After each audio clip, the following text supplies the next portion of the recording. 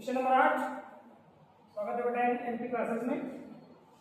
जो भी नए बच्चे जुड़ रहे हैं उनके लिए भी देखते हैं।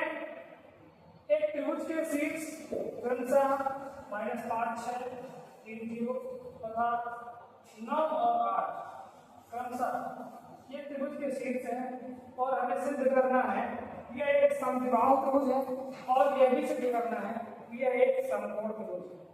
बेटा आप लोग चैनल से जुड़िए और आप अपनी क्लास की कक्षा 10 की गणित मनोहर का एंजॉय करिए, यूपी बोर्ड की तैयारी करिए। चलिए चलते हैं। प्रश्नावली 7A का 8वां नंबर क्वेश्चन है।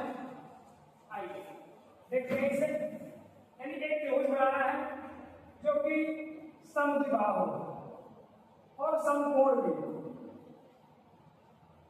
यानी वो कोण समकोण भी हमें सिद्ध करना है और समद्विबाहु मतलब इसकी दो भुजाएं बराबर भी होनी चाहिए। तो कौन सी भुजाएं बराबर है और कोण बराबर है नहीं, लेकिन मैं आपको ये बता देता हूं कि बेटा समकोण त्रिभुज में यदि बराबर होंगी, यदि समकोण त्रिभुज में भुजाएं बराबर होंगी तो केवल आधार और लंब बराबर हो सकती है, कर्ण किसी के बराबर नहीं होगी। कर्ण भुजा एक ऐसी भुजा है जो अन्य दोनों भुजाओं से बड़ी ही होती है, सबसे बड़ी भुजा कर्ण ही होती है। यदि बराबर नहीं होना है तो लंब और आधार ही होंगी, कर्ण किसी के बराबर नहीं होगी। तो यदि बराबर मिलेगी तो वो हमें लंब और आधार मिलेगी। चलिए हमने मान लिया कोई जैसा जनरल त्रिभुज हम लोग बना देते हैं क्रम से। एक त्रिभुज है, कोई जरूरी नहीं कि कौन सी भुजा भी बराबर आ रही है। हमने ले लिया एक बिंदु के निर्देशांक है -5, 6, बी बिंदु है 3, 0 और सी बिंदु है 9, 8। इस त्रिभुज को हमें सिद्ध करना है कि ये समद्विबाहु भी है और समकोण है। तो चलते हैं बेटा, पहले भुजाओं की माप निकालते हैं, कौन भुजा कितनी माप की है। तो सॉल्यूशन आपका आ गया बहुत सिंपल तरीके से। सबसे पहले चित्र के अनुसार आपको AB निकालना है। कोई ना कोई त्रिभुज को बनाएंगे, उसमें A, B, C 3 बिंदु देंगे। जरूरी नहीं है कि आप सब लोग का चित्र ऐसे ही बने। अभी जनरली ये रफ चित्र है, यानी ये सिर्फ अभी काम करने के लिए है, भुजाएं निकालने के लिए। A से B, पहले AB निकालेंगे तो सूत्र बनता है करने में x1 - x2 का होल स्क्वायर। तो यह कह सकते हैं आप 3 माइनस और एक माइनस का 5 है तो +5 का होल स्क्वायर प्लस 0 - 6, 0 - 6 का होल स्क्वायर। यानी भुजा बनने वाली है यहाँ पे आपको 5 3 8 का स्क्वायर, 8 का स्क्वायर 64 धन 6 का स्क्वायर 36। माइनस था लेकिन वर्ग करने पर प्लस हो जाएगा, यानी बन गया 100 और 100 का वर्गमूल बन गया 10 मात्र। ये पहले भुजा AB की माप निकल के आई। अब हम निकालेंगे BC निकालेंगे। बहुत आसान सा सवाल है। 9 में 3 घटाएंगे, x2 - x1 9 - 3 का होल स्क्वायर प्लस 8 - 0 का स्क्वायर, 8 - 0 का होल स्क्वायर। बेटा ये प्राप्त होने वाला है 9 में 3 गया 6 का स्क्वायर 36 धन 8 में 0 गया 8, 8 का स्क्वायर 64 और ये पुनः फिर से मिल गया हमें करनी 100, जिसका मान निकला 10 मात्र। 100 का वर्गमूल 10 होता है बेटा, ध्यान रखिए। ये बन गया। चलिए अब हमें निकालना है AC भुजा निकालते हैं जो कि बनने वाली है हमारी यहाँ से AC में। तो 9 - 5 करने में 9 - -5 का होल स्क्वायर प्लस 8 - 6 का होल स्क्वायर। बेटा ये बनने वाला है आपका कड़ी के अंदर 9 - 5 = 14 का वर्ग 196 धन 8 में 6 गया 2 का वर्ग 4 जोड़ देंगे। AC का मान ये आ गया 200 यानी 10 करने 2 मात्रक आपकी भुजा निकल के आई AC। अब बेटा इसका आकलन जब किया तब हमें मिलने वाला है कि जब हमें एक पहली भुजा मिली 10 मात्रक, दूसरी भुजा मिली वो भी 10 मात्रक, तीसरी भुजा अलग है, उसकी मान बराबर होगी। तो क्या नियम हमें पता चला कि इस त्रिभुज में जब दो भुजाएं हैं, कौन कौन सी, AB और BC, वो दोनों बराबर है, दोनों की मात्रक दोनों बराबर किया है, यानी AB और AC आपकी बराबर भुजाएं मिल गई। दो भुजाएं बराबर हो गई मतलब ये त्रिभुज समद्विबाहु तो हो गया, ये सिद्ध हो गया। ये जो त्रिभुज है वो समद्विबाहु है, दो भुजाएं उसके बराबर है। बट अब ये सिद्ध करना है कि समकोण त्रिभुज है। ध्यान दीजिएगा, समकोण त्रिभुज के लिए, समकोण त्रिभुज के लिए समकोण त्रिभुज का एक नियम होता है भुजाओं से संबंधित। समकोण त्रिभुज का भुजाओं से संबंधित एक नियम होता है जिसे कहते हैं पाइथागोरस प्रमेय। पाइथागोरस बाबा ने क्या कहा था? पाइथागोरस ने बताया कि कर्ण वाली भुजा का वर्ग, कर्ण वाली भुजा, कर्ण वाली मतलब सबसे बड़ी भुजा। अब कर्ण इसमें अभी हमें पता नहीं चलेगा ना कि कौन सी कर्ण है कौन सी नहीं। तो सबसे बड़ी भुजा का वर्ग, सबसे बड़ी भुजा, बड़ी, सबसे बड़ी, सबसे बड़ी,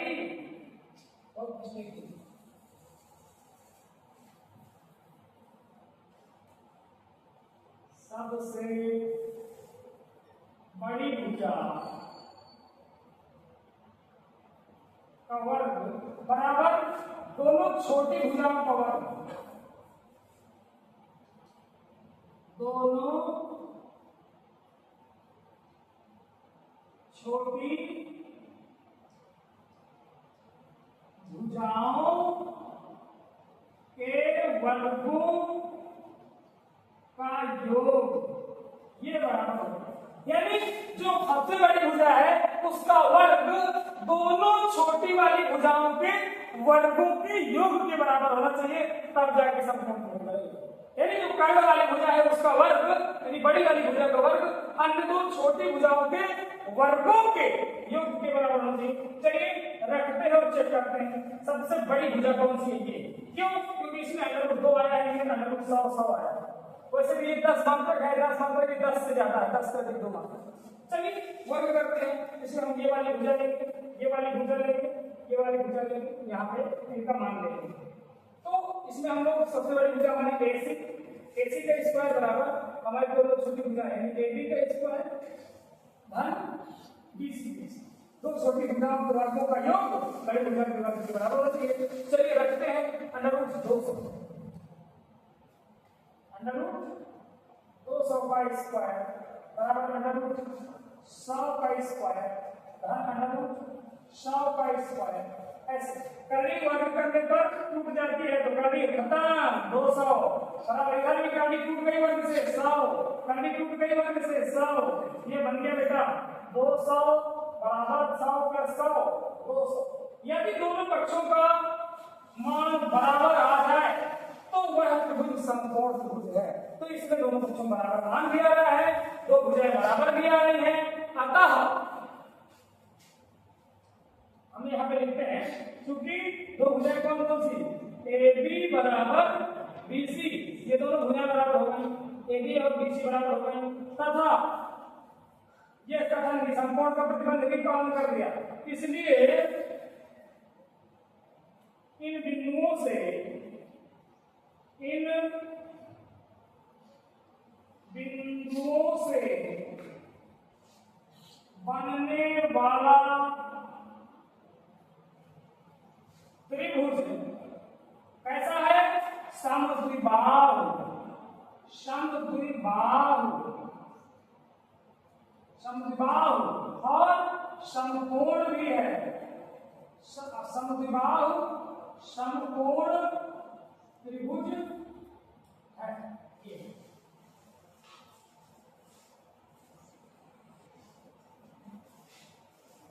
क्वेश्चन नंबर 9 बेटा, जैसे अभी आपने पढ़ा वही सेम सवाल है, लेकिन उससे और कम नहीं है। क्या जांच कीजिए कि क्या बिंदु इतने और इतने से समद्विबाहु क्या गलत होती है। समद्विबाहु मतलब सिर्फ हमें इसकी भुजा बतानी है, भुजा निकालनी है। यदि दो भुजाएं बराबर हो जाए तो समद्विबाहु है, यदि भुजाएं बराबर नहीं हो रही तो समद्विबाहु नहीं। चलिए बहुत सिंपल सा सवाल हो गया। एक त्रिभुज बनाते हैं, कैसा भी बनाते हैं, ए बी और सी। ए के मान है 5 - 2, 6 के मान, बी के मान है 6 का 4 और सी के मान है 7 का 2। बेटा इसमें से हम लोग निकालेंगे भुजाएं। तो सर्वप्रथम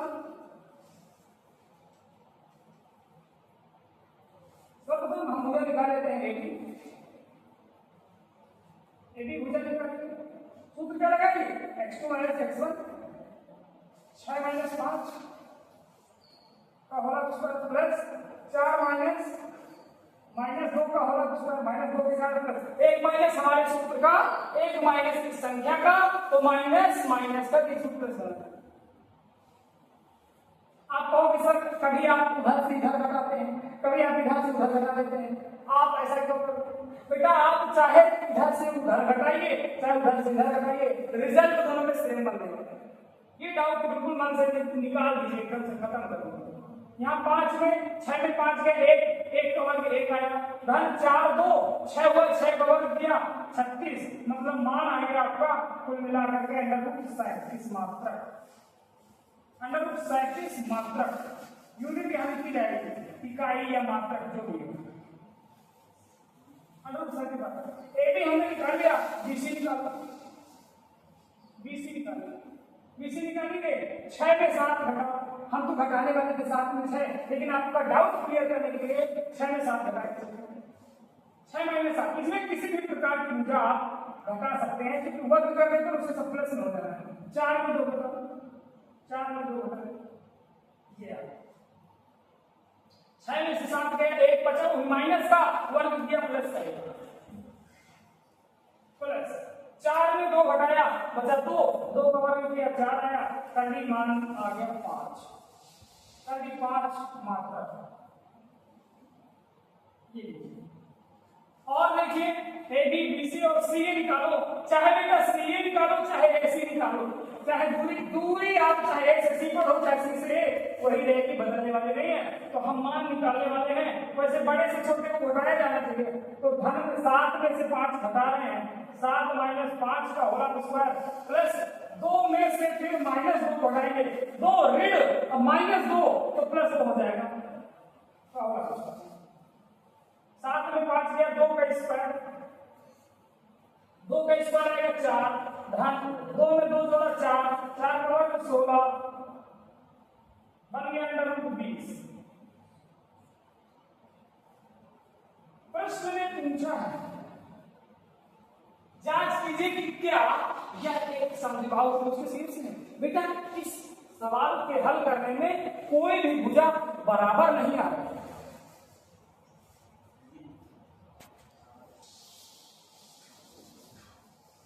इस मान पे बेटा हम लोगों को कोई भी भुजा बराबर नहीं आ रही, लेकिन सॉरी बेटा ये हम लोगों की गलती ये हो गई कि हमने यहाँ बिंदु गलत उतारे हैं। गलत उतारने का मतलब यहाँ +2 के बजाय -2 करना है, ये बहुत बड़ी गलती हो गई बेटा।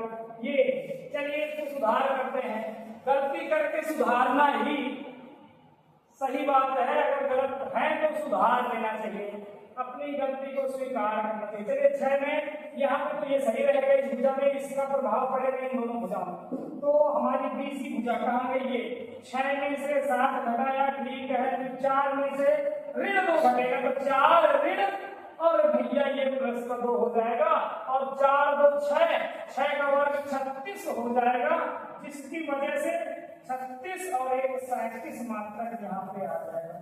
ये सुधार करना था। अच्छा अब यहाँ पे करेंगे तो 7 में 5 गया, 2 का वर्ग 4 आया, फिर -2 में बेटा यहाँ -2 प्लस एक माइनस यहाँ भी, एक माइनस यहाँ भी, +2, और बेटा इसका मान हो जाना है 0, इसका मान हो जाना है 0। देखिए क्या बनने वाला है,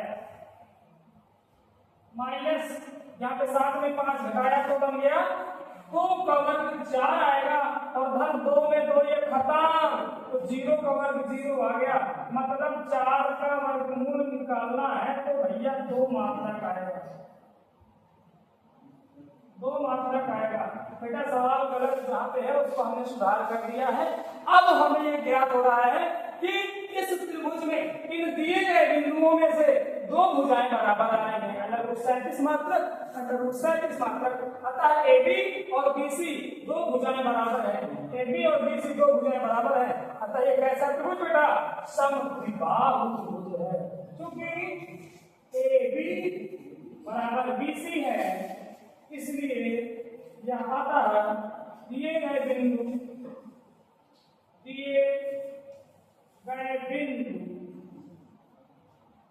एक समद्विबाहु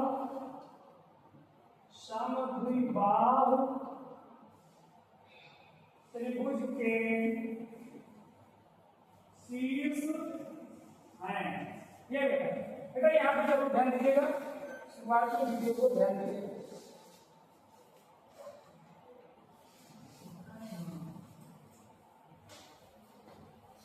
नंबर 10वां हमने क्वेश्चन को अच्छे से मिलान करके पिछले बार में कैसे मिला है। यदि Q एक बिंदु है जिसके निर्देशांक 0, 1 है और वह बिंदुओं P और Q, P और R समदूरस्थ है तो x का मान ज्ञात करना है। इसके बाद Q R और P R भी ज्ञात करना है। यदि एक बिंदु Q है जो 2 बिंदुओं से समदूरस्थ है, वो बिंदु मतलब 2 बिंदुओं में देखिए यहाँ पे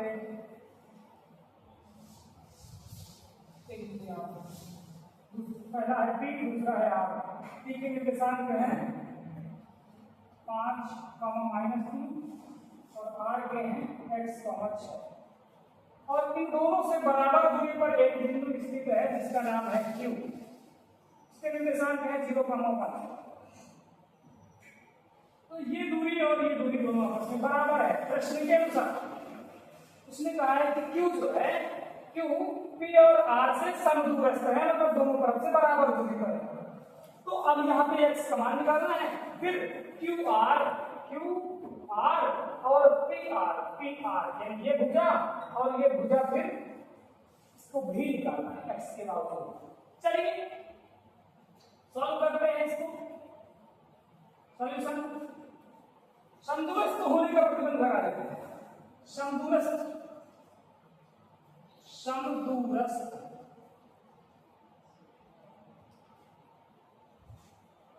होने का प्रतिबंध यानी समदूरस्थ होने का नियम क्या है? क्यों उनके बीच की दूरी बराबर होती है।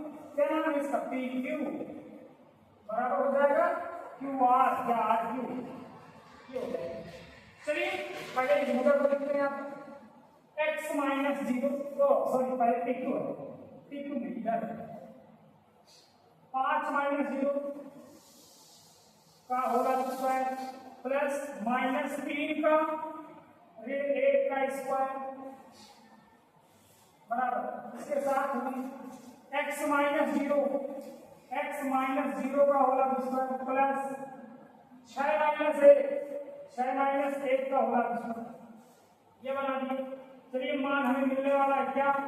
5 में 0 गया 5, 5 का वर्ग किया 25 प्लस -3 -1 बन गया -4 और वर्ग करने पर 4 चौके 16 बराबर। x में 0 गया, x ही बचा, x का स्क्वायर प्लस 6 में 1 गया 5, 5 का वर्ग किया 25। अच्छा एक काम करें, दोनों पक्षों में कर्ली लगी है, कर्ली का कैसे हटेगी? वर्ग कर दिया जाए, दोनों पक्षों का वर्ग कर दीजिए, कर्ली हट जाएगी। दोनों पक्षों का वर्ग करने पर जब दोनों पक्षों का वर्ग कर देते हैं तो कर्ली खत्म, कर्ली दोनों तरफ से गायब तो कहा चलिए क्या क्या बचेगा? 25 प्लस 16 बराबर x² प्लस 25 आप कहो सर जी 25 16 जोड़ भी सकते थे, जी हाँ बिल्कुल जोड़ सकते थे, लेकिन इस 25 को बुलाओ पहले। तो 25 प्लस 16 और आएगा माइनस का 25 पक्षांतर में इधर बचेगा x स्क्वायर। 25 से 25 खत्म, यानी x स्क्वायर बराबर बन गया 16। x स्क्वायर बराबर 16 हो गया। और करिएगा जब x बराबर निकलेगा तो वर्ग हटेगा, उधर करनी लगेगी करनी 16। 16 का मान निकलेगा करनी में प्लस माइनस 4। ये रहेगा मान निकलेगा x का मान प्लस माइनस 4 निकल गया है। यानी r के निर्देशांक क्या क्या होने वाले हैं, r के निर्देशांक क्या क्या होने वाले हैं, x की जगह प्लस माइनस 4 होने वाला है और 6 होने वाला है, 6 तो रखा ही, ये r के निर्देशांक बनने वाले हैं। चलिए एक बार हम करेंगे जब r बराबर प्लस 4, r बराबर प्लस 4 और 6, ऐसे r के निर्देशांक एक बार प्लस 4 और 6 लेने हैं और क्यों यहाँ पे हो गया ये। अब हम